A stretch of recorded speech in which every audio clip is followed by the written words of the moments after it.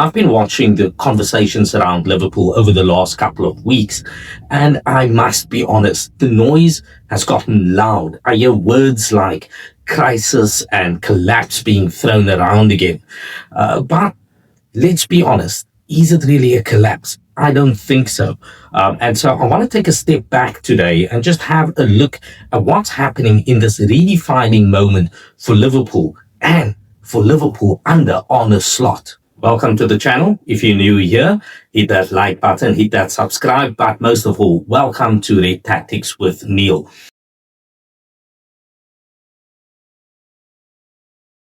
So let's start here. Liverpool have just gone through an extremely rough patch. And this, I think, was exacerbated by things like a new manager. Let's not forget that Arne Slot is only in his second season at Liverpool.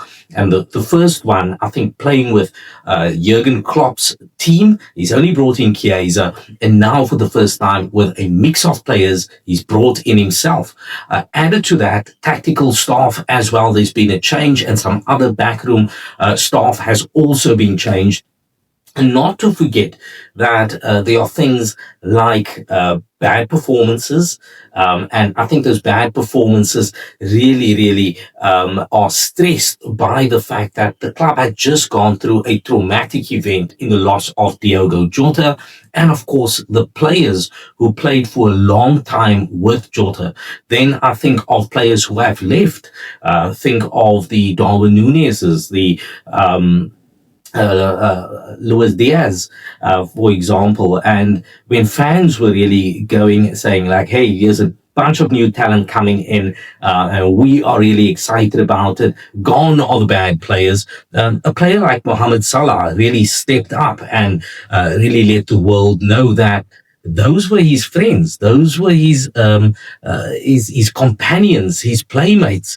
That was part of the team, and he wouldn't let anyone speak down to them. So I think there is a lot of that as well, missing players who have left. And as I've mentioned, not to forget Diogo Jota as well in this time. So the team has been struggling through that emotional patch. There's a lot of new players who are still learning to play together.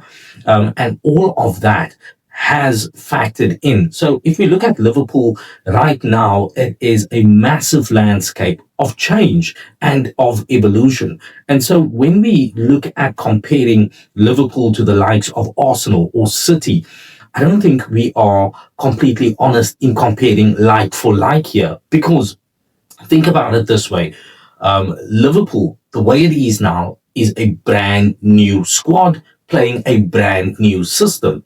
A club like Arsenal, this is their fifth year with Arteta. So I think they have found that solid foundation. They've built on that, and they are now playing the type of football that they would like to have in the Premier League. Well-oiled machine. Speaking of a well-oiled machine, this is almost the 10th year of City and Guardiola's journey. And I think he's really solidified the type of football that he plays at that club, what that club's identity is, and a lot of those players are senior players in that team.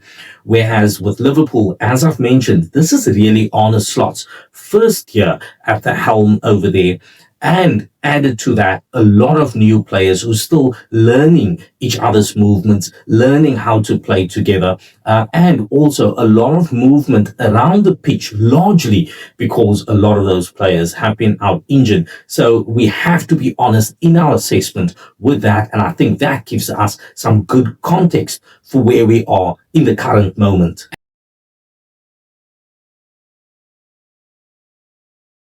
And I know, you might be going, well, now what's missing now?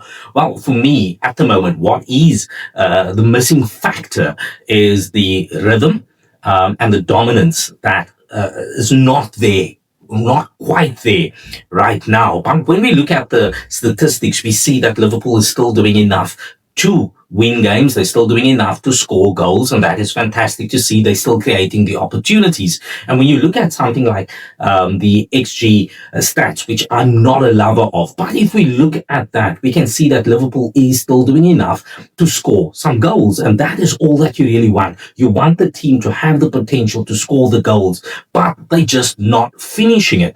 Now, if we think back a couple of seasons when Salah, Mane, Firmino were in their prime, we saw this on display beautifully. You know, the moment gets created, the ball comes in and bang, it's in the back of the net.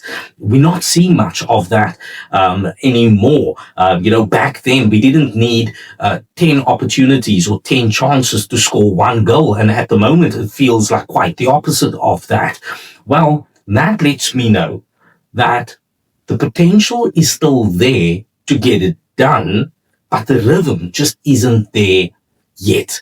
And when the team starts to click and when that rhythm gets built, the dominance comes with that. That are the key elements and the missing factors. And when this team starts to gel, when they start to get into the rhythm of things, I think we're going to see a lot of that. And what we are seeing now tells you that that is definitely coming.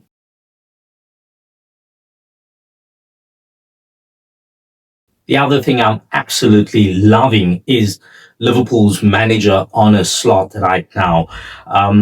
He's got a different tactic, shall I call it, to him, and the way he goes about it.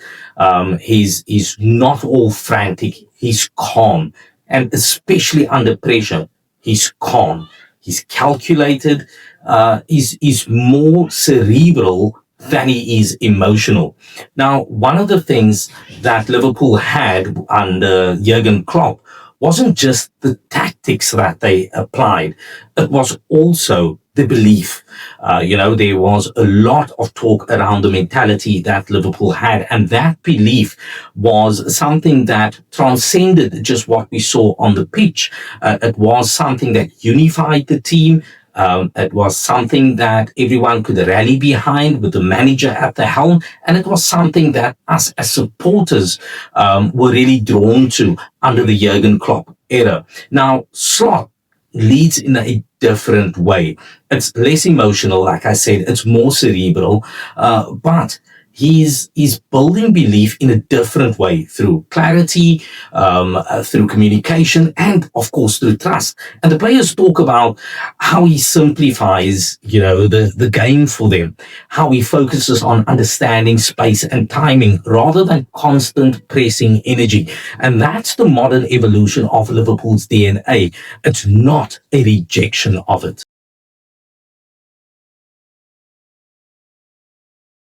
And then, of course, there is Arsenal.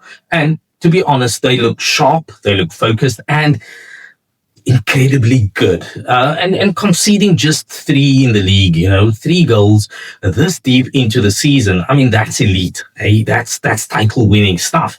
But again, titles aren't decided in October nor in November. They decided when the fatigue sets in, when the depth is tested, when you've got to grind out a 1-0 win on a wet Monday night away at Wolves.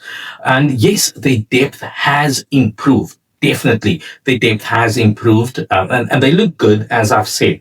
But we have to really look at what this is going to look like come March, come April, come May. How is their squad then going to be managing and handling when fatigue really creeps in?